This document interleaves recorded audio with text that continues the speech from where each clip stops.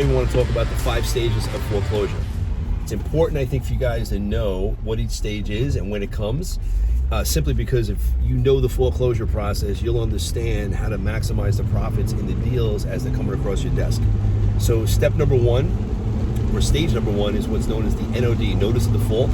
That's when the home seller is behind in their mortgage, generally 90 or 120 days. The bank sends out a letter in the mail saying to the homeowner, hey, here's a notice, you're in default. If you don't make yourself current, bring yourself current, we're going to go to stage number 2, which is known as the LP, list pendants. And that's where the bank files with the court legal documents putting the world on notice that you've not made your payments, and they're going to sue you. And when they sue you, they're going to hopefully get step number 3, or stage number 3, which is a judgment of foreclosure. So in New York, between an LP and a judgment, that honestly, that could take anywhere from 2.5 years to 7 years. That window is huge. In Texas, it could take 30 days, and within 30 days, they're actually auctioning off the property and you're out. So it goes to LP, then it goes to judgment of foreclosure. From the judgment of foreclosure, the judge grants the bank the decision. From there, it's sent over to a referee to compute. A referee is assigned who's going to actually auction it off. He or she computes all the money that the bank is owed, interest, penalties, attorney fees, BPO fees, any type of fee you can think of.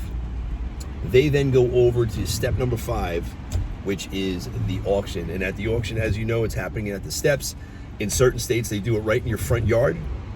They auction the property, and what happens at the auction is one of two things. Either a buyer is going to come in and buy that property at auction, or the bank is actually going to take it back because there were no buyers who were willing to pay what the bank was asking for. And when the bank takes it back, it's known as an REO, real estate owned. And those are the deals that you see that everybody looks at and says, oh, foreclosures. Everybody thinks a foreclosure is after the bank took it back and the realtors are listing it. That's actually the last step. It's past the foreclosure process. It's actually an REO. The bank took it back because the seller of the property, the owner of the property, lost it to foreclosure.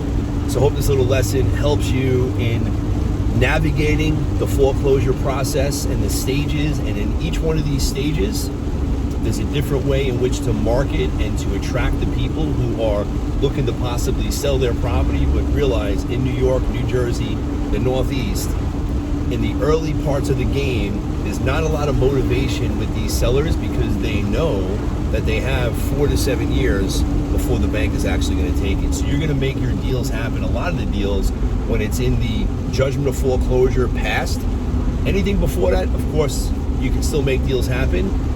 But if the people are educated, they're going to realize that they have alternatives, and rightfully so. They should be able to save their house and get themselves out of the situation by doing a loan mod, or by doing some sort of a forbearance agreement, or a recast of their previous back payments. So I hope this helps. I'm off. I'm running around. I'm back from Puerto Rico in the rain, in the cold, freezing my nuts off. Adios.